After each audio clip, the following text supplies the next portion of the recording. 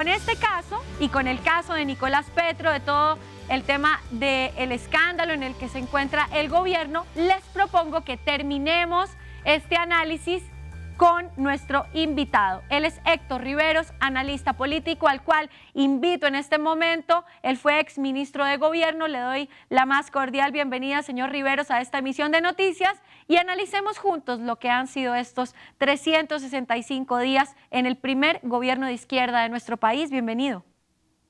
Sí, muy buenas tardes y muchas gracias por la invitación. Bueno, arranquemos analizando lo que ha sido el gobierno de Gustavo Petro. Le voy a preguntar a usted, hagamos un balance general. ¿Cuál sería la calificación de estos 365 días? Es difícil, pero yo creo que depende, porque las calificaciones varían dependiendo cuál es el resultado.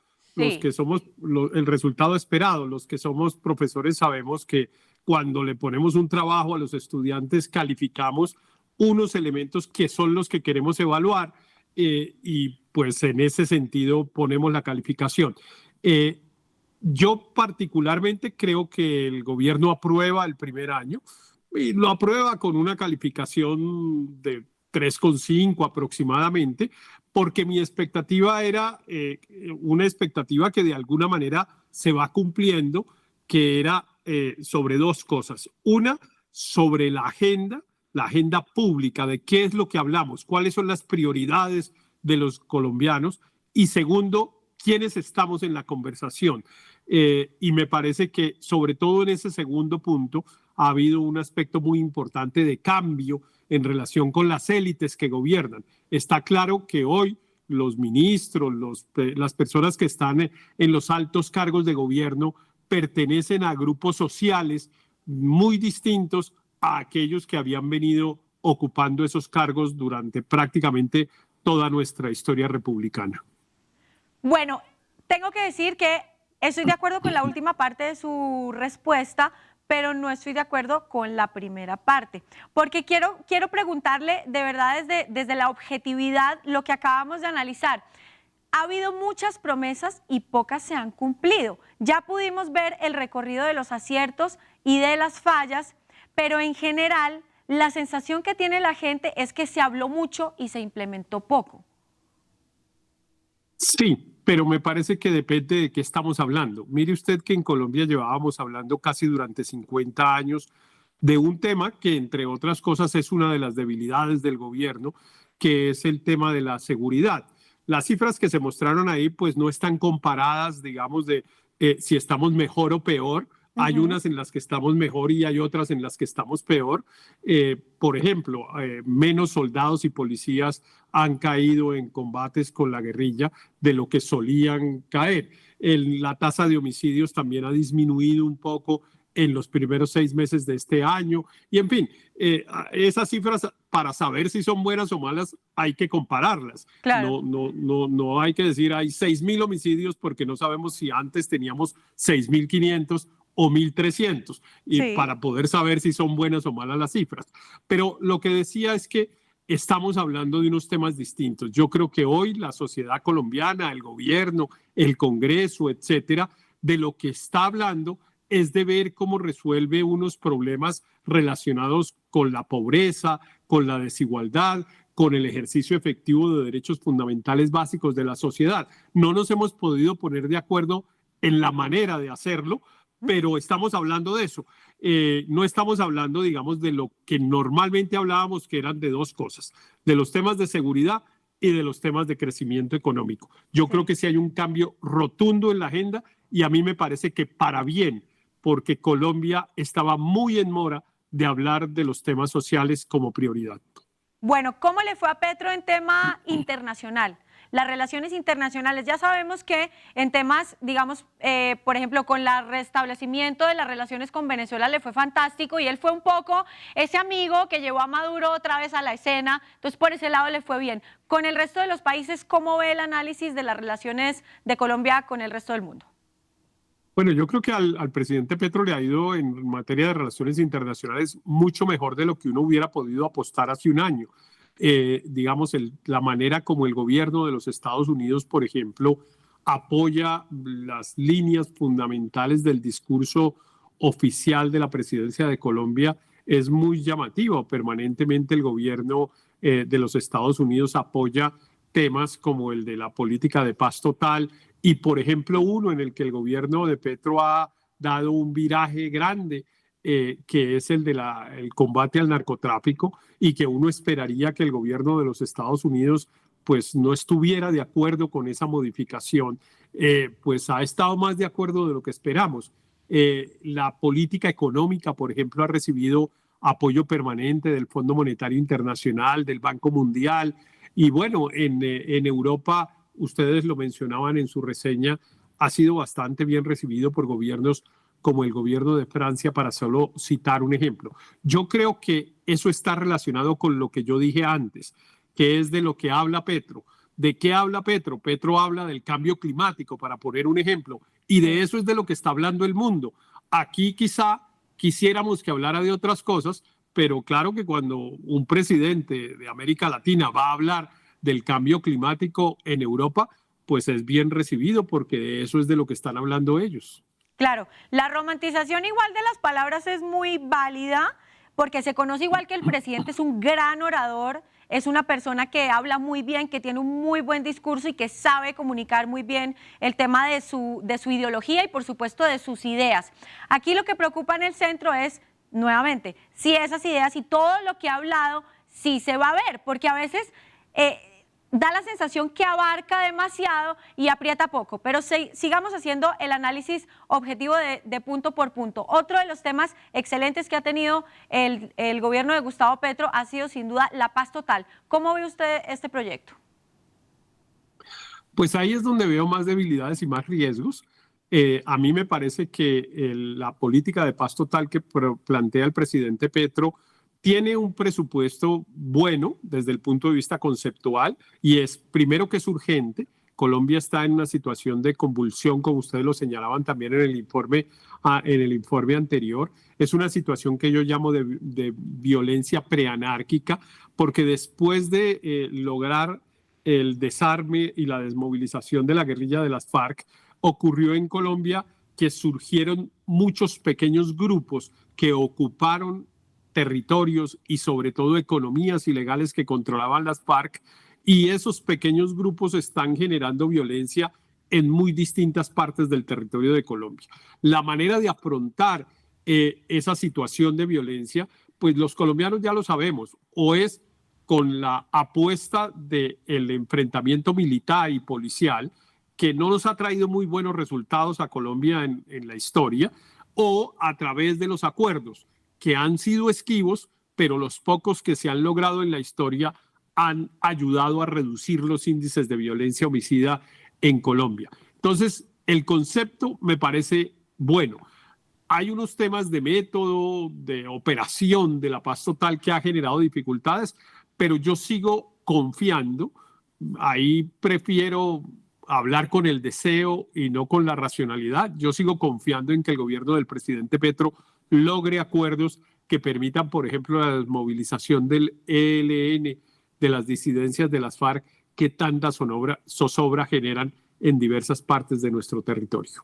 Claro, es que eso es quizás uno de los sentimientos también que tenemos todos los colombianos, porque si a él le va bien, a todos nos va bien, entonces todos queremos que le vaya bien. Siguiente tema, las reformas. ¿Qué ha pasado con las reformas? En realidad no todos queremos que les vaya bien, eso no es cierto. Los colombianos, en la política no. En la política no ocurre así, no. En la política, desafortunadamente, las personas que se oponen quieren que a los gobernantes les vaya mal, porque esa es la manera como ellos vuelven al gobierno. Y cuando los que hoy estaban gobernando, estaban en la oposición, no querían que al presidente de turno les fuera bien. Así funciona la política. Yo creo que en eso no podemos ser ingenuos y tenemos que entender cuál es la dinámica de la controversia por el poder. A mí me parece que, digamos, entender eso nos permite de verdad analizar las circunstancias, y en temas como los de las reformas sociales, que es por lo que me pregunta, Sí. pues es claro que a las personas que se oponen al presidente Petro, pues no quieren que le aprueben las reformas, por obvias razones, porque ellos creen que van a producir resultados negativos. Es que aquí tenemos una diferencia de pensamiento. Unos creen que si se aprueba la reforma se consiguen cosas positivas y otros creen que si se aprueban se consiguen negativas. Entonces, por eso es imposible ponerse de acuerdo. Yo creo que el presidente Petro, entre otras cosas, ha pecado por varias circunstancias en materia de reformas. La primera es que francamente me parece que son menores de las que uno hubiera podido esperar de un gobierno de izquierda. La verdad es que en el peor o mejor de los casos, dependiendo de qué lado esté uno, si se aprueban las 3 reformas de las que hablamos, laboral, pensional y de salud, eso no cambia estructuralmente a la sociedad colombiana, ni para bien ni para mal. Si el sistema de salud mejora o empeora un poco, pues ya tendremos tiempo de corregir la plana. Eso no cambia la estructura. No estoy tan de acuerdo con ese punto. Eso no cambia la estructura de Colombia. Eso obviamente es mejor tener un buen sistema de salud y es mejor que se mejore y no que se empeore. Pero lo que digo es que eso no cambia la historia de Colombia. Y uno esperaría que un gobierno de izquierda lo que estuviera pensando es en cambiar la historia de Colombia. Pero esos 3 proyectos no cambian la historia de Colombia. Yo estoy de acuerdo con algunas de las cosas que están en los proyectos, no estoy de acuerdo con otras, pero lo que digo es, no son lo que hemos llamado las reformas. Es decir, se aprueban las reformas y no esperemos que Colombia cambie radicalmente, ni si se aprueban ni si no se aprueban. Ahora, yo creo que dado que el presidente nos puso en la discusión de que esas son las reformas, pues yo creo que va a tener que tener, digamos, un poco de más tino político para hacerlas aprobar y pues yo creo que seguramente hará algunas concesiones, por ejemplo, en materia de salud, en relación con el papel de las EPS, en materia de pensiones, en relación con a partir de qué salario es obligatorio o no estar afiliado a Colpensiones. En fin, unos temas que a mi modo de ver son relativamente menores, pero que se han vuelto pues como en el centro de una batalla campal que estamos dando, a mi modo de ver, por muy poquito, francamente. Ok, es un punto interesante para analizar. Los televidentes se llevarán su impresión y también tendrán su opinión al respecto. Voy a cerrar esta entrevista con lo que usted opina acerca de los escándalos. Laura Sarabia, Benedetti, Nicolás Petro, Dais Vázquez, dineros ilícitos. Sí, yo creo que hay unos menores y otros graves. Está claro que hubo problemas en la financiación de la campaña presidencial y eso me parece grave. Veremos y vendrá la discusión y el tema probatorio de si el presidente sabía de que, por ejemplo, la campaña pudo haber excedido los topes de gastos permitidos en la ley, que es un hecho que parece probable por lo que se ha visto, por informaciones periodísticas, incluso más allá de los escándalos o de lo que ha dicho Nicolás Petro, pareciera que no todos los dineros que se usaron para actividades de campaña terminaron registrados en los libros oficiales de la campaña y que por esa vía se pudo haber violado el tope de la financiación de las campañas. Y ese es un hecho grave, por supuesto, pues porque deja en un problema de legitimidad complicado al gobierno del presidente Petro. Hay otros temas que, a mi modo de ver, pues han sido exagerados por la oposición. Hay un grupo grande que se resiste al gobierno del presidente Petro, lo hace legítimamente, está en todo su derecho, exagera algunas de las cosas que el presidente Petro dice o de las cosas que se denuncian que ocurren en el gobierno. Y es claro que hay una cosa que es buena a mi modo de ver, pero que obviamente es mala para el gobierno, y es que el sistema de controles colombiano está mucho más atento.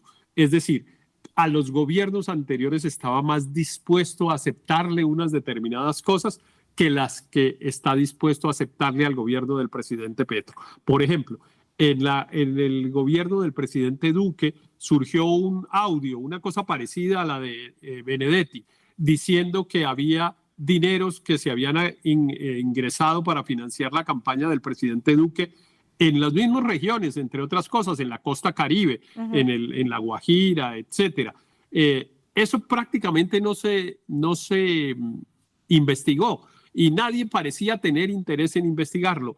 Ahora surge una cosa parecida y realmente hay un gran interés en investigarlo. Yo creo que ganamos los colombianos con el hecho que se investigue, pero no podemos dejar de llamar la atención sobre que pareciera que antes no teníamos interés en investigar y ahora sí. Bueno, última pregunta y ya lo dejo. Aquí tenemos, entre otras cosas, imágenes en vivo del acto que se conmemora en el puente de Boyacá. Hoy se celebran 204 años de la batalla de Boyacá. Pero antes de despedirlo, señor Riveros, ¿Petro termina su mandato, sí o no? Pues bueno, la pregunta ya digamos, un poco, lo digo con respeto, un poco atrevida en el sentido de que claro que cuando uno pregunta si un presidente que está comenzando su mandato lo va a terminar o no, eso da sensación de la crisis que hay. Mire, yo acabo de poner un trino porque acabo de ver una foto, no, ni siquiera es una foto, es un video con un mensaje que lee la ministra de Trabajo en nombre de todos los ministros y está rodeada de todos los ministros. Y lo que dicen es que el gabinete presidencial apoya al presidente. Y pues yo puse un trino diciendo, no hay nada que demuestre que hay una crisis grave, que es cuando los subalternos empiezan a apoyar a su jefe. Pues porque obviamente los subalternos apoyan a su jefe, siempre lo van a apoyar. Entonces, que el gabinete haya hecho una declaración apoyando al presidente Petro me parece que es una muestra de la crisis política que tenemos. Yo no puedo responder la pregunta de si va a terminar o no, porque depende de varios factores, depende de los hechos como sigan evolucionando en este escándalo de la financiación de la campaña, depende del grado de apoyo ciudadano que tenga o no el presidente Petro, y depende de una cosa muy importante, que es de si hay o no mayoría en el Congreso respaldando al presidente Petro. En Colombia hemos tenido una larguísima historia, absolutamente homogénea, de mayoría de congresistas apoyando al gobierno de turno. En este momento eso no es tan claro. Hay un conato de una coalición mayoritaria que podría ser de oposición. Yo creo que ahí tenemos un hecho inédito en la política colombiana y que tenemos que ver cómo va evolucionando y va a ir evolucionando en función de las dos primeras cosas, es decir, en función de cómo evolucionan los hechos, de si aparecen pruebas de que Petro esté más comprometido, menos comprometido, y segundo, de cuál es el grado de apoyo ciudadano al gobierno del presidente Petro. Dependiendo de esas dos cosas, se resuelve el tercero y definitivo, que es el apoyo en el Congreso. Claro que sí. Bueno, señor Héctor Riveros, nos encantó tenerlos en nuestro programa para tener opiniones diversas acerca de lo que ha sido la presidencia, el primer año del primer gobierno de izquierda de nuestro país. Muchas gracias por su valiosa opinión y le deseo un resto de feliz día. Gracias a ustedes por la invitación.